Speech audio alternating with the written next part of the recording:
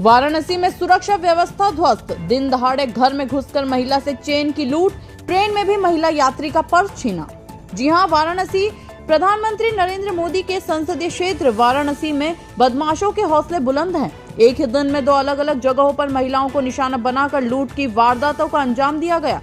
पहली घटना शहर के पौष इलाके कुंज विहार कॉलोनी की है, जहां शुक्रवार सुबह दिन दहाड़े बाइक सवार बदमाशों ने घर में घुसकर एक बुजुर्ग महिला की सोने की चेन छीन ली। वहीं दूसरी घटना रेलवे स्टेशन के पास चलती ट्रेन में हुई, जहां महिला यात्री से पर्स लूटकर बदमाश फरार हो गए।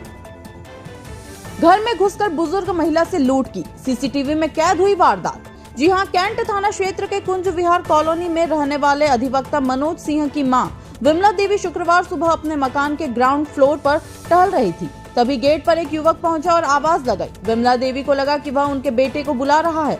वे अंदर जाकर बेटे को बुलाने लगी। इसी दौरान युवक गेट से अंदर दाखिल हो गए और पीछे से उनके गले पर झपट्टा मारकर चेन लूट ली।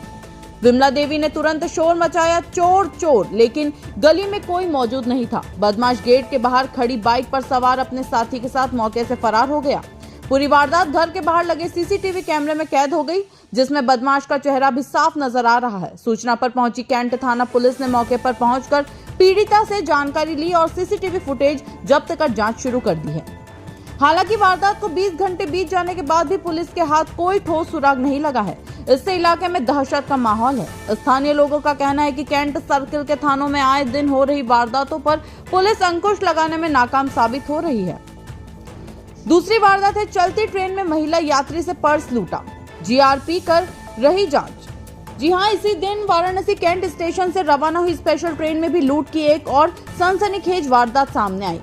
आगरा के रहने वाले अजय कुमार गुप्ता अपनी पत्नी उर्मिला गुप्ता के साथ ट्रेन संख्या 01054 के S10 कोच में यात्रा कर रहे थे। जैसे ही ट्रेन काशी स्टेशन के आउटर पर पहुंची, एक बदमाश अचानक कोच में चढ़ा और उर्मिला गुप्ता के हाथ से पर्स छीनकर चलती ट्रेन से कूदकर फरार हो गया।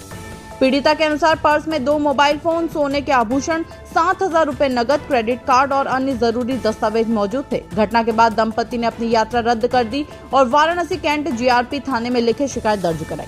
जीआरपी द्वारा स्टेशन के आसपास लगे सीसीटीवी कैमरों की मदद से बदमाश की पहचान की कोशिश की जा रही है, लेकिन अब तक कोई सफलता हाथ नहीं लगी है।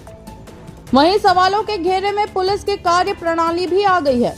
इन दोनों घटनाओं ने एक बार फिर वाराणसी की सुरक्षा व्यवस्था पर सवाल खड़े कर दिए हैं। शहर के भीतर घर में घुसकर लूट और रेलवे परिसर में चलती ट्रेन से पर्स छीनने जैसी घटनाएं यह दिखा रही हैं कि अपराधियों को कानून का कोई भय नहीं है। पुलिस केवल औपचारिकता निभा रही है, जबकि पीड़ितों को इंसाफ के लिए भटकना पड़ रहा है। स्थानीय लोगों और जनप्रतिनिधियों ने प्रशासन से इन मामलों में जल्द कार्रवाई कर अपराधियों को गिरफ्तार करने की मांग की है, ताकि आम जनता में भरोसा बहाल हो सके।